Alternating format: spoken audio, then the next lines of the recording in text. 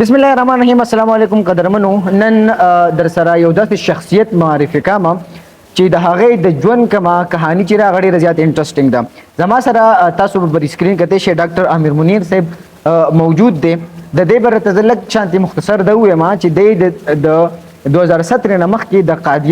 د قادیاني دین چې کوم دی هغه مبلغ و. نن بنیر ته راغلی دی نو دې سره خبرې کوو د دې د ژوند دا بهترینه کم سٹوری چې را کم جرنی چې را تاسو ته رقم. السلام علیکم سر. وعلیکم السلام سر. بہت شکریہ کہ آپ نے مجھے وقت دیا. پہلے تو آپ کو بنیر آنے پر خوش آمدید کہتا ہوں. جزاکم اللہ خیر. سر کل میں نے آپ کی سٹوری پوری سنی, بہت بہترین اور انٹرسٹنگ جرنی ہے. تو پہلے تو یہ مجھے بتائیے گا اور سامعین کو بتائیے کہ یہ سٹوری اور یہ ٹرننگ پوائنٹ کہاں سے شروع ہوتا ہے؟ اصل میں قادیانیت چونکہ مجھے وراثت ملی ہے, یہ بات بتلانا اس لیے ضروری ہے کہ ناظرین کو یہ بات علم میں ہونی چاہیے کہ جس طرح وہ بائی بورن مسلمان ہیں اسی طرح میں بائی بورن پیدائشی وراثت میں مجھے قادیانیت کا فتنہ ملا تھا, اور اسلام قبول کرنے کی میری بہت ساری وجوہات تھیں, اور بنیادی طور پر اللہ کے نبی جناب محمد رسول اللہ صلی اللہ علیہ وسلم کی سیرت کا مطالعہ کرنا تھا, اور دین اسلام کا تقابل قادیانیت کے ساتھ کیا, کیونکہ قادیانی بھی اپنے آپ کو مسلمان کہتے ہیں اور باقی مسلمانوں سے اچھے مسلمان بننے کی کوشش کرتے ہیں. تو جب میں نے مرزا غلام قادیانی کی زندگی اور اللہ کے نبی صلی اللہ علیہ وسلم کی زندگی کا تقابل کیا تو اللہ کے نبی صلی اللہ علیہ وسلم کی زندگی کو مرزا غلام قادیانی کی زندگی سے ہزارہا گنا بڑھ کر پایا. یہ میرے اسلام لانے کی ابتدا بنی. اچھا جی سر, یہ مجھے بتائیے کہ اس سفر میں اس مسلمان ہونے میں اور یہ اسلام قبول کرنے میں کن مشکلات کا سامنا رہا؟ مشکلات میں سب سے پہلے تو مشکلات اس حوالے سے شروع ہوئی کہ جب میں نے اسلام قبول کیا تو قادیانیوں نے مجھے گرفتار کیا, اپنی جیل خانے کے اندر ڈال دیا اور ہر ظلم و ستم روا رکھا. اور اس کے بعد دوسرا یہ کہ ماں باپ, بہن بھائی, رشتہ دار, پورا خاندان, ان سے بائیکاٹ اور یہ ساری چیزیں دین اسلام قبول کرنے کے ساتھ ساتھ ان کی طرف سے میرے اوپر جو بھی ان کے ذہن میں آیا انہوں نے ہر ظلم و ستم سہا, ظلم و ستم کیا, لیکن میں نے ہر ظلم و ستم کو اس انداز میں برداشت کیا کہ مجھے اللہ کے نبی صلی اللہ علیہ وسلم کی ذات سے بڑھ کر دنیا میں کوئی اور چیز عزیز نہیں ہے. جی اگر مجھے محبت ہے تو اللہ کے نبی صلی اللہ علیہ وسلم سے محبت ہے, اور اس طرح سے جو دین اسلام قبول کیا, اور اگر دین اسلام کے لیے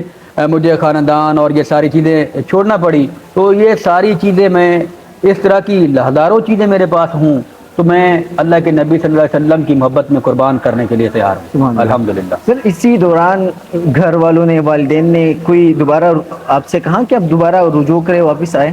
جی اسی کی ایک کڑی تھی کہ جب میں نے اسلام قبول کیا تو مجھے جناب نگر ربہ میں قادیانوں نے گرفتار کیا اور اپنے جیل خانے کے اندر رکھا, اور جیل خانے کے اندر رکھنے کے بعد ان کا پہلا بنیادی سوال بھی یہی تھا کہ دوبارہ قادیانی ہو جاؤ, ہم آپ کو چھوڑ دیں گے. اچھا. ان کا ظلم و ستم کرنا بھی اسی وجہ سے تھا کہ تم دوبارہ قادیانی ہو جاؤ. میرے ساتھ معاشی بائیکاٹ بھی کیا گیا اسی لیے کہ تم دوبارہ قادیانی ہو جاؤ. میرے ساتھ سوشل بائیکاٹ بھی قادیانیوں نے کیا, اپنے خاندان میں بہن بھائیوں نے, باقی عزیزوں نے اس لیے بائیکاٹ کیا کہ تم دوبارہ قادیانی ہو جاؤ, اور ہر قسم کا پریشر جو ہے وہ میرے اوپر دباؤ رکھا, ہمارا ظلم و ستم کیا, ہر تکلیف میرے اوپر, ہر ظلم کی انتہا کی گئی کہ یہ دوبارہ قادیانی بن جائے. لیکن الحمدللہ جب دین اسلام کی محبت دل میں آ جائے تو بلال رضی اللہ تعالیٰ عنہ کی تاریخ ہمارے سامنے ہے کہ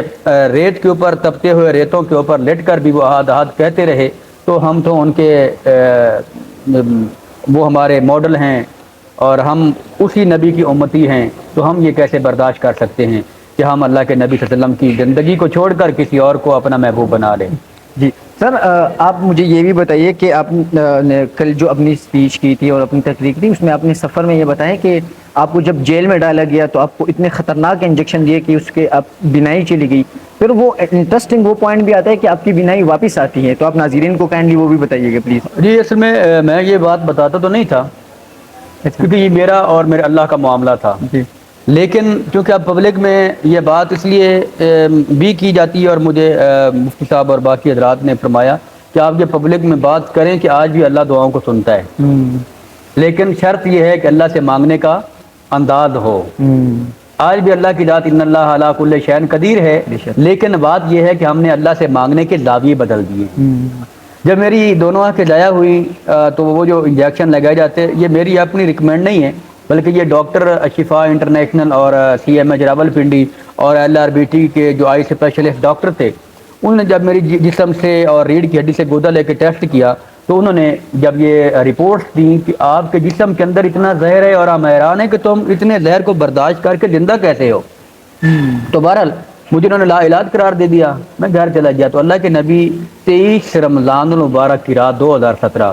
اللہ کے نبی صلی اللہ علیہ وسلم کی زیارت نصیب ہوئی، تو اللہ کے نبی صلی اللہ علیہ وسلم نے ارشاد فرمایا لا الہ الا اللہ محمد الرسول اللہ ہذہ صراط مستقیم استقاموا، واللہ میرے سر کے اندر ایسی شدید درد ہوئی کہ اس درد کی کیفیت میں اٹھا دونوں آنکھیں ٹھیک تھیں، اور آج بھی میں ڈاکٹری طور پہ انفٹ ہوں۔ اچھا جی، آج بھی میں ڈاکٹر کی لائن میں یہ آئی اسپیشلسٹ جتنا بھی یہ میرا پیچھے آئی سسٹم ہے یہ سارا ڈسٹرب ہے، لیکن دین اسلام کی عظیم برکت ہے، دین اسلام کا معجزہ ہے، اللہ کی ان اللہ علی کل شیء قدیر ہونے کی قدرت کا معجزہ ہے کہ الحمدللہ میں ڈاکٹری طور پر تو انفٹ ہوں، لیکن الحمدللہ میں آج 5 سال ہو گیا دین اسلام کے علم کو لے کے کریا بستی آج یہاں بنیر میں آپ کے سامنے بیٹھا ہوں۔ جی سر، یہ مجھے بتائیے کہ آپ چونکہ قادیان ان کے دین کے مبلغ بھی رہے ہیں، تو آپ یہ جو قادیانی لوگ ہیں یہ کس طرح مسلمان اور معصوم مسلمانوں کو گمراہ کرتے ہیں، ان کا طریقہ وردات کیا ہے، وہ تھوڑا سا بتا دیجیے۔ جی قادیانی میرے مسلمان معاشرہ میں جو تبلیغ کر رہا ہے نا، اس کا ایک مشن ہے، وہ مشن یہ ہے کہ اگر قادیانی یہ مسلمان قادیانی نہ ہو تو یہ مسلمان بھی نہ رہے، یعنی کہ اس حد تک آج اسکول کالج یونیورسٹی کے اندر یہ جو مختلف فتنہ ارتداد کا فتنہ، دین اسلام سے مسلمان نوجوان کی بیداری، اس کا بنیادی سبب قادیانیت ہے۔ تو قادیانیوں کا جو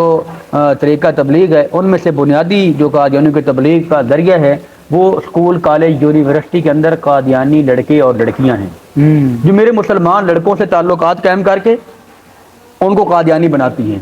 یہ جو قادیانی لڑکے ہیں وہ میرے مسلمان لڑکیوں سے تعلقات قائم کر کے ان کو قادیانی بنا رہے ہیں، یا اگر وہ قادیانی نہیں بنتے تو پھر ان کو دین اسلام کی ارتداد کی راہوں پر ڈال دیتے ہیں۔ یہ مسلمان اگر قادیانی نہیں ہو رہا تو پھر یہ مسلمان بنا رہے ہیں، اس سطح کا قادیانی کام کر رہے ہیں۔ اچھا جی، مولانا صاحب آپ کی اسپیچ سے مجھے کافی لگا کہ آپ مولانا مودودی رحمۃ اللہ علیہ کے لٹریچر سے کافی متاثر ہے اور آپ نے ان کو پڑھا ہے، لیکن ہمارے دینی طبقے اور حلقے میں ان کو کافی کرٹیسائز کرتا ہے، ان پہ فتوے بھی لوگ دیتے ہیں، اسی حوالے سے آپ بتائیں کہ مولانا مودودی رحمۃ اللہ کے لٹریچر کے حوالے سے۔ جی لٹریچر دیکھیں، بات یہ ہے کہ دین اسلام مختلف حوالوں سے مختلف ادوار میں مختلف علماء کرام میں شخصیات نے دین اسلام کے اوپر دین اسلام کے حق میں داعیانہ انداز میں کام کیا ہے۔ میں ڈاکٹر اسرار صاحب کی ایک کتاب پڑھ رہا تھا اور ان کی ایک ویڈیو سن رہا تھا، تو انہوں نے ڈاکٹر اسرار صاحب فرماتے ہیں کہ اس دور حاضر میں اگر جس نے دین اسلام کی جدید اصطلاح میں دین اسلام کی تعلیم پیش کی ہے بالخصوص سکول کالج یونیورسٹی کے طلباء کے لیے، تو وہ مولانا مودودی رحمہ اللہ تھے۔ اور میں نے مولانا مودودی رحمہ اللہ کی جو کتابیں پڑھی ہیں، رسائل و مسائل پڑھا ہے، یا میں نے ان کی جو خطبات ہیں وہ پڑھے ہیں، تو ان کے اندر ایک درد ہے، اور وہ ادخلوا فی السلم کافہ کا پورا منظر پیش کرتے تھے۔ ان کی تحریریں آج بھی بولتی ہیں کہ ادخلوا فی السلم کافہ کا جو منظر مولانا مودودی رحمہ اللہ نے پیش کیا ہے کہ دین اسلام صرف نماز روزے کا نام نہیں ہے، دین اسلام صرف حج زکوٰۃ کا نام نہیں ہے، دین اسلام ادخلوا فی السلم یعنی کہ پورے کے پورے دین میں داخل ہو جاؤ۔ پورے کے پورے دین میں داخل ہونے سے مراد یہ نہیں ہے کہ تم صرف نماز روزہ داڑھی رکھ لو، نہیں، بلکہ دین اسلام کا اصل روح اور مفہوم یہ ہے کہ اس اللہ کی زمین پر اللہ کا نظام نافذ ہو جائے۔ تو یہ اگر کہنا جرم ہے تو پھر میں اس کے اوپر کیا کہہ سکتا ہوں؟ یہ کہہ سکتا ہوں انا للہ و انا الیہ راجعون۔ بہت شکریہ ڈاکٹر صاحب، آپ نے قیمتی وقت دیا۔